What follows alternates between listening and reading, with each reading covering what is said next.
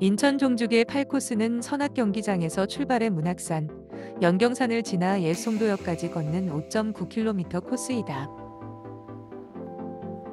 선악경기장 앞 횡단보도를 건너 별빛공원 옆길로 진행한다.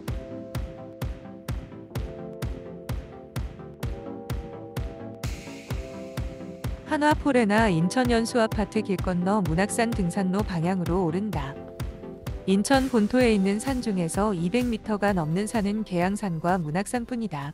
원래는 해발 233m이었으나 군부대가 조성되면서 16m가 깎여 지금은 해발 217m이다. 문학산은 기원전 18년 비류가 나라를 세운 미추홀 왕국의 발상지이자 유서 깊은 역사의 장소이기도 하다. 문학산을 부르는 이름도 안산, 남산, 학산, 배꼽산 등 여러 가지이다. 위에서 내려다보면 봉우리와 능선이 마치 학이 날개를 펴고 있는 것처럼 보인다고 해서 문학산이라 불렸다.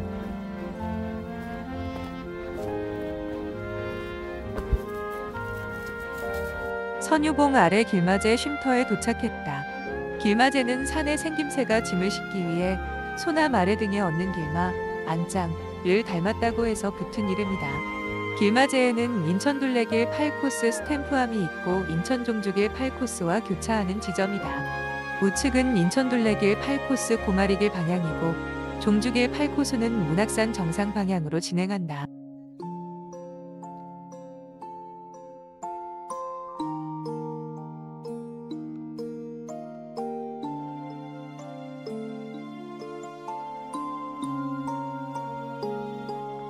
가파른 계단을 오르면 이곳이 선유봉이고 길마제 전망대가 있다.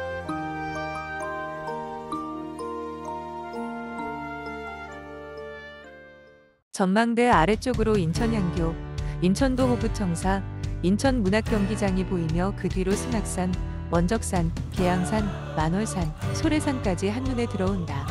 고려 시대 때는 인천 이씨가 터를 잡고 살았던 곳이자 오랜 세월 왕비를 배출한 왕가의 고향이었고 조선시대 때는 인천도 호구 관아와 향교, 학산 서원이 있었다. 문학산은 조선시대 행정을 담당했던 관아인 인천도 호구 앞쪽에 있어 안산 또는 남산이라고도 불렸다. 등산로를 따라 걷다 바위길 사이로 문학산 첫 번째 뷰포인트 지점에 도착한다. 소나무 뒤편으로 청량산과 송도국제도시 전체가 보인다.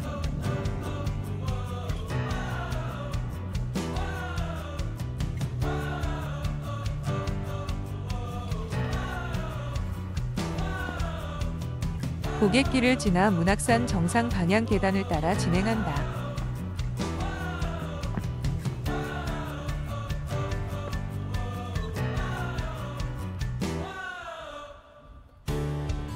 이곳이 두 번째 뷰포인트 지점이다.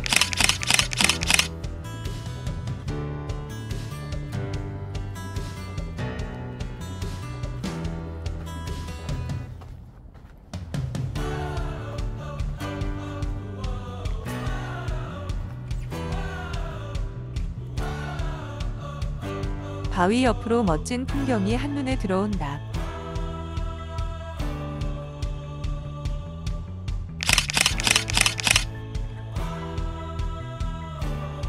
출입 제한 안내판이 보인다.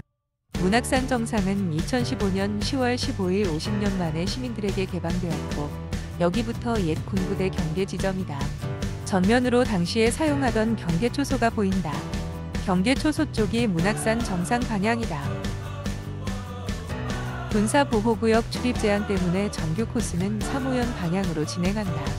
3호연 방향으로 진행하면 멋진 풍경과 문학산성, 돌 먹는 나무를 보고 문학산 정상을 경유할 수 있다.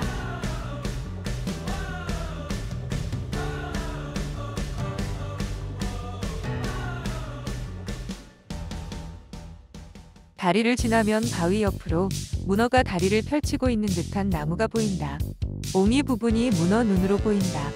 인천둘레길 14코스에 있는 화수구두 벽화가 생각난다. 이 나무를 보면 기나긴 세월의 시간이 느껴진다. 인천광역시 기념물 제1호로 지정된 문학산성을 만날 수 있다. 군사적 요충지이므로 당연히 성곽을 쌓아 경계를 강화해야 했을 것이다. 문학산성도 그런 목적으로 세워진 성이다. 처음에는 흙으로 쌓았는데 삼국시대와 통일신라시대를 거치면서 돌로 다시 쌓았을 것으로 추정된다. 문학산 정상을 중심으로 산의 8부 능선을 따라 태처럼 둘러싼 듯이 쌓았다고 해서 문학산성을 태묘식 성곽이라고 부른다. 1960년에 미군 군사기지가 들어서면서 성벽을 많이 헐어내고 산성도 많이 훼손되어 지금은 남쪽 등 성벽의 일부 구간만 남아있다. 이 나무가 돌먹는 나무다. 수종은 아까시나무이며 나무가 부피 생장을 하면서 돌을 끼고 자라는 형태가 되어 지금의 돌먹는 나무가 된 것으로 추측한다. 이런 볼거리를 만나기 위해 문학산 정상길을 뒤로하고 이곳으로 진행한다. 조금 걷다 우측 문학산 정상 방향으로 진행한다. 역시 이곳에도 출입 제한 경고문이 보인다. 하지만 걱정할 필요 없이 편하게 진행한다.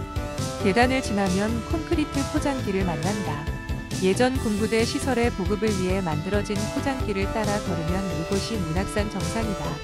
입구 앞 공중화장실 뒤편 철망으로 둘러싸인 4번 창고가 보인다. 우측으로 하트 조형물이 보이고 뒤편으로 문학산 역사관이 보인다. 군부대 건물을 개조해 만든 문학산 역사관이며 문학산의 역사와 문학산에서 출토된 예물들을 볼 수 있다. 이곳이 문학산 정상이다. 문학산 역사관 앞으로 문학, 상징물과 문학산 217m 정상석이 보인다. 이곳은 고구려 동명왕의 둘째 아들이자 백제를 세운 온조왕의 형인 비료가 정착했던 곳이자 도읍지인 유추홀이 있던 곳으로 알려져 있다. 전망대에 서면 시야가 탁 트여 월미산과 멀리 인천국제공항과 영종도까지 보인다. 신미양요 때는 이곳에 군사진지를 두고 강화도에서 전쟁이 어떻게 진행되고 있는지 살펴보았다고 한다. 왜 이곳이 군사적 요충지였는지를 실감할 수 있다.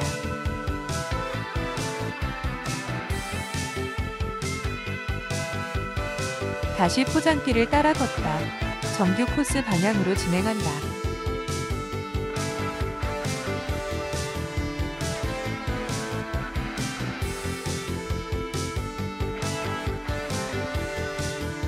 나무 계단을 따라 내려가면 270번 문학산 옮길 이정표에서 사무현 방향으로 진행한다.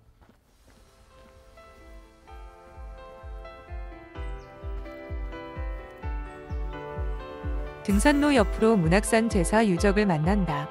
청동기 시대부터 고려 시대까지 제사 의식에 사용된 것으로 추정되는 제사 유적으로 바위를 그대로 이용한 제단의 모습은 선사 시대부터 내려온 대표적인 제의 유적의 형태를 보여주며 산성과 떨어진 지점에서 확인된 것은 드문 경우이다. 유적에서는 토기와 기와 조각 등이 출토되기도 했다. 팥배나무 군락지를 지난다.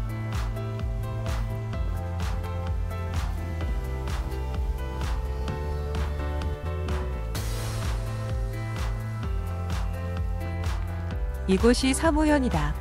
사무현은 문학산과 연경산 사이에 있는 고갯길이다. 사무지 고개, 삼해현으로 불리기도 한다. 연수구에 위치한 지금의 한나루터, 능허대는 옛날 사신들이 중국으로 갈 때 배를 타던 곳이었다. 문학산에 있는 사무현과 인천 종주길 4코스에 있는 별리현은 한나루터로 가는 중요한 교통로였다. 중국으로 가는 백제의 사신들은 별리현에서 가족들과 이별을 했고 사무현에 올라 별리현에 있는 가족들에게 큰 소리로 3번 인사를 나누며 마지막 작별을 고했다는 이야기가 전한다. 사무현은 3번 불렀다는 뜻에서 붙은 이름이다. 시간이 지나면서 부르기 쉽게 사무지 고개로 이름이 바뀌었다. 사무지 고개는 지금은 평평하지만 예전에는 사람 하나가 겨우 지나다닐 수 있을 만큼 좁았다고 한다. 문학산에는 술바위, 갑옷바위, 배바위 등 바위에 얽힌 전설들이 특히 많이 전해 내려온다.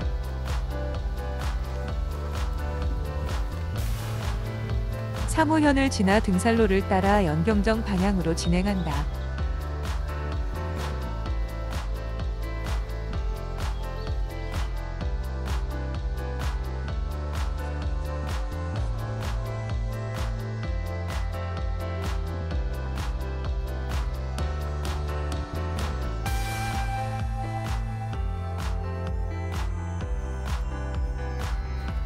연경정 옆 쉼터에 인천 종주길 8코스 스탬프함이 보인다. 연경산의 해발은 175m이며 문학산의 서쪽에 있는 봉우리이다. 연경산은 하객산 혹은 청명산이라고도 한다. 하객산이라고도 불리는 것은 멀리서 보면 학이 날개를 편 모양이라 하여 붙은 이름이라는 이야기가 있다. 문학산은 이전 이름이 학산이었는데 하객산과 문학산 주봉이 두 날개처럼 펼쳐져 동네를 감싸고 있는 모습이라 한다. 그래서 동네 이름도 학골, 핵골 등으로 불렸다 한다. 그러나 본 명칭인 연경산에 대한 구체적인 지명 유래는 전하지 않는다. 서쪽 노적봉 방향으로 진행하며 이 구간은 편안한 능선길이다. 노적봉 아래 분기점에서 좌측 송도역 방향으로 진행한다. 인천 시립사격장을 우측으로 좌측 체력 단련장을 지나 송도역 방향으로 진행한다.